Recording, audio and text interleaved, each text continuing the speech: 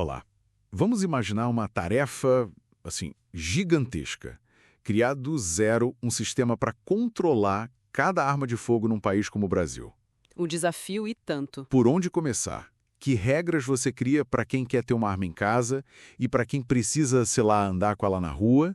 E, o mais importante, como punir quem quebra essas regras? Pois é. Hoje, a nossa análise vai fundo justamente nessa arquitetura.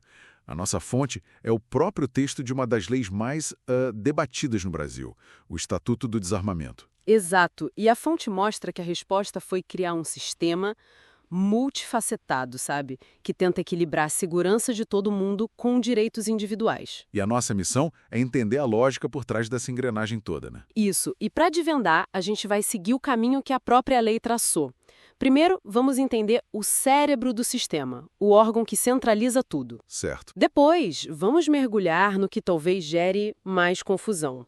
A diferença radical entre ter uma arma em casa, que é a posse, e andar com ela por aí, o porte. E por último, E por último, ver como a lei pune quem sai da linha. Os crimes, as penas. excelente. Então vamos começar pelo começo, pelo cérebro do sistema. Se a ideia é controlar todas as armas, precisa ter um grande computador central, um lugar que saiba de tudo, certo? Exatamente. E esse lugar tem nome. SINAR. SINAR. Sistema Nacional de Armas. É o coração do controle de armas para civis no Brasil. Quem opera é a Polícia Federal. Pensa nele como um gigantesco banco de dados. Um banco de dados. Isso, cuja missão é saber a vida de cada arma legal no país, do berço ao túmulo. A vida da arma? Como assim? Ele cadastra tudo, desde que a arma é fabricada aqui ou importada, quando é vendida para uma loja, quando um cidadão compra. Ele registra a autorização para alguém carregar essa arma, as renovações, se ela é transferida para outra pessoa, se é roubada, furtada, perdida. Nossa! Até as armas que a polícia apreende em investigações vão parar no cadastro do SINARME. A ideia é criar um rastro completo, sabe? Entendi a lógica, mas é no detalhe que a coisa fica interessante. Tem algo nesse sistema de rastreamento que seja surpreendente, que a gente não imagina que exista? Tem sim. E é um detalhe que parece coisa de filme de investigação. A lei obriga os fabricantes a fazerem testes de tiro com cada arma antes de vender. Testes. E eles têm que cadastrar no SINARME não só o número de série, mas as características únicas que o cano daquela arma específica deixa no projétil. É, na prática, uma impressão digital balística. Peraí, isso é incrível. Quer dizer que, em tese, toda arma legal vendida no país já nasce com uma assinatura? Exato. E essa assinatura pode ser usada para resolver crimes.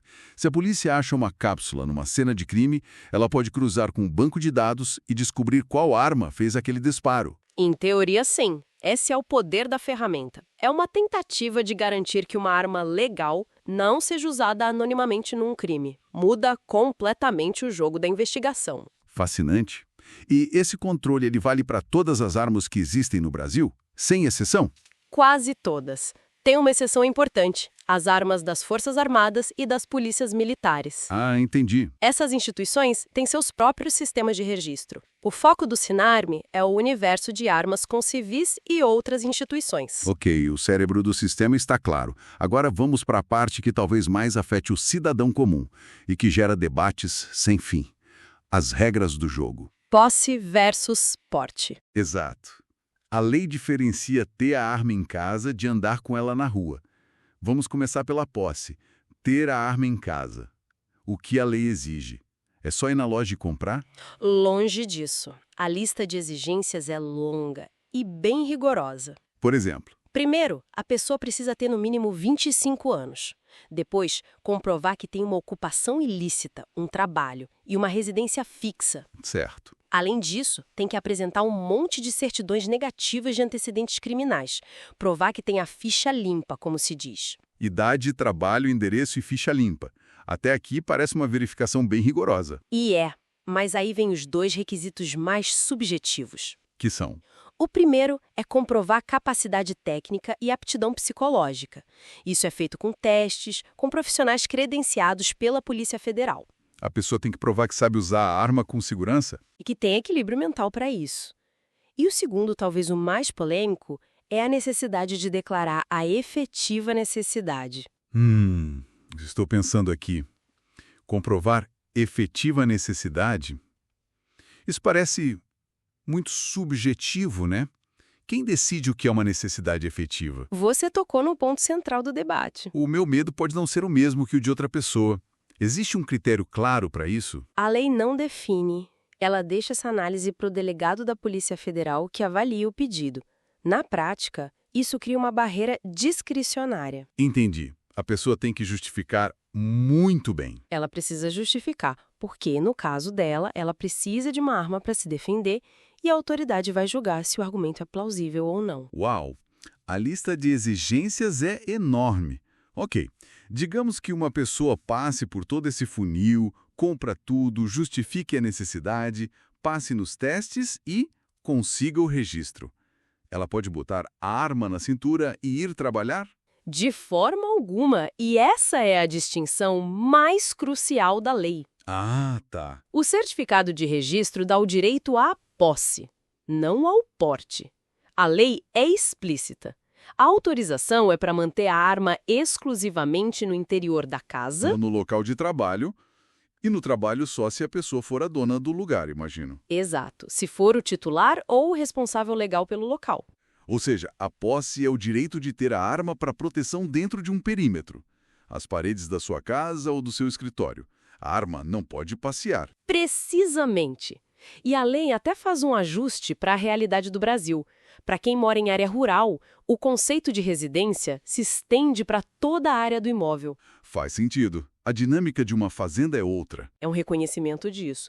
Mas a lógica é a mesma.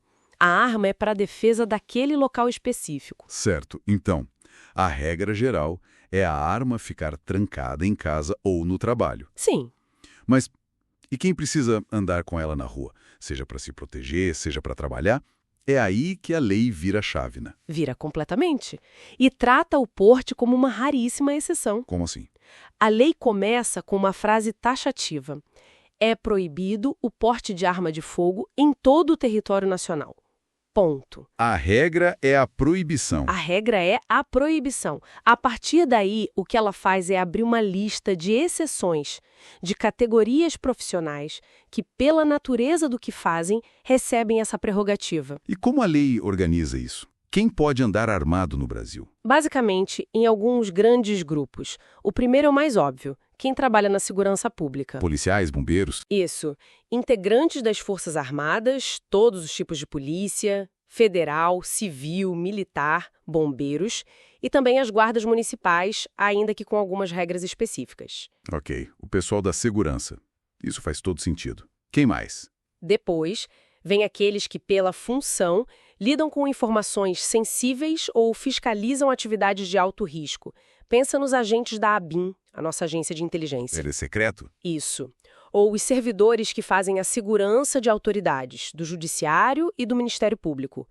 Nesse mesmo grupo entram auditores da Receita Federal, fiscais do trabalho. Pessoas que atuam em situações de conflito, muitas vezes. Exato. A lógica é que o risco da profissão justifica a exceção. E o setor privado, uma empresa de segurança, o vigilante pode ter o porte? Pode, mas com uma regra crucialmente diferente. Qual? Os funcionários de empresas de segurança privada ou de transporte de valores têm o porte, mas só durante o serviço. E a arma não é deles, pertence à empresa. Ah, entendi. A responsabilidade é da pessoa jurídica. Toda. E a empresa precisa seguir um monte de controles rigorosos. Certo. E fora esses grupos profissionais, a lei abre alguma brecha para o cidadão comum, que não se encaixa em nada disso? Abre, mas são brechas minúsculas, muito específicas. Uma delas é para os caçadores, atiradores desportivos e colecionadores, os CACs. Eles seguem regras próprias do Comando do Exército para transportar as armas. Até os locais de prática, imagino. Exatamente. E tem a figura mais particular de todas, o caçador de subsistência. Caçador de subsistência, o que é isso? É um morador de área rural que consegue provar que depende da caça para alimentar si e sua família. Nossa, bem específico. Muito. E para essa pessoa, a lei permite o porte de uma arma também muito específica. Uma espingarda de um tiro só, de alma lisa, calibre fraco. É uma exceção pensada para uma realidade do interior do Brasil, sabe? Fica muito claro que a filosofia da lei é: posse é um direito condicionado, restrito.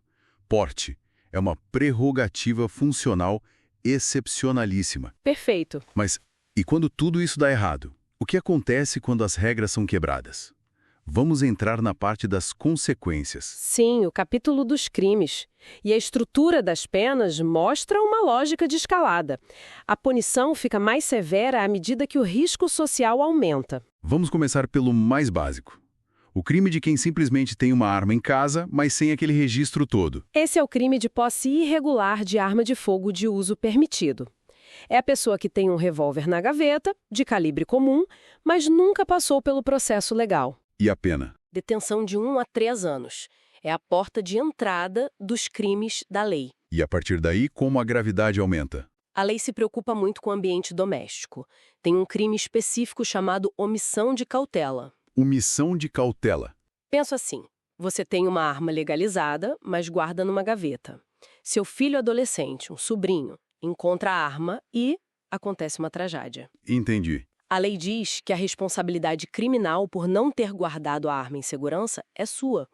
A pena é de 1 a 2 anos, mas o recado sobre o dever de cuidado é muito direto. Um ponto fundamental sobre responsabilidade. E quando a pessoa decide sair de casa com a arma sem autorização? Aí a situação se agrava, consideravelmente. Entramos no crime de porte ilegal de arma de fogo de uso permitido. Só por levar a arma na rua no carro? Exato. Sem ser uma daquelas categorias autorizadas, já eleva a pena para reclusão de 2 a 4 anos.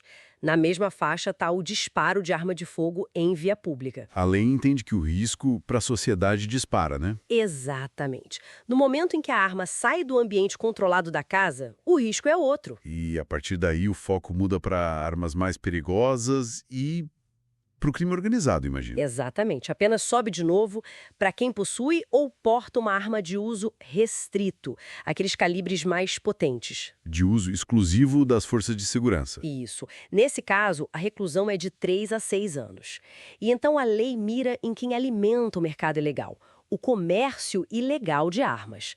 As penas começam em 6 e vão a 12 anos. Nossa!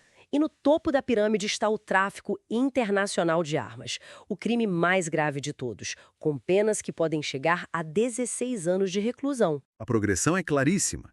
A lei pune com mais rigor não só o uso indevido pelo cidadão, mas principalmente os canais que irrigam o crime com armamento pesado. Perfeitamente. A lógica é atacar a fonte do problema, não apenas a consequência. A mensagem é essa. O dano social que um traficante internacional causa é exponencialmente maior do que o de alguém com uma arma não registrada em casa. E as penas refletem isso. Certo. Então o que vimos hoje foi a anatomia de um sistema de controle bem complexo.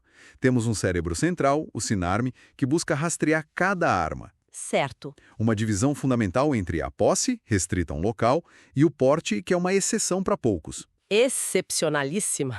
E um sistema de punições que se agrava progressivamente, mirando no crime organizado. Essa é a arquitetura da lei. E para uma reflexão final, a própria fonte que a gente analisou, ela continha um dispositivo que propunha sua própria transformação mais radical. Como assim? Tinha um artigo no texto original que previa a proibição total da comercialização de armas de fogo e munição no país, com raras exceções. Mas esse artigo não está em vigor, tá? Não. E aqui está o ponto fascinante. O mesmo artigo dizia que a validade dele dependeria da aprovação da população num referendo. Ah, o referendo de 2005. Exatamente. E a maioria dos brasileiros votou não, rejeitando a proibição. Isso nos deixa com uma questão fundamental, que vai além do texto da lei. Que seria? A decisão sobre quem pode ou não ter uma arma e sobre quais condições deve ser puramente técnica e legislativa, baseada em critérios como os que a gente discutiu, ou é um tema tão central que deve ser submetido diretamente à vontade popular? É uma pergunta difícil. E a resposta a essa pergunta define o futuro de qualquer legislação sobre o tema.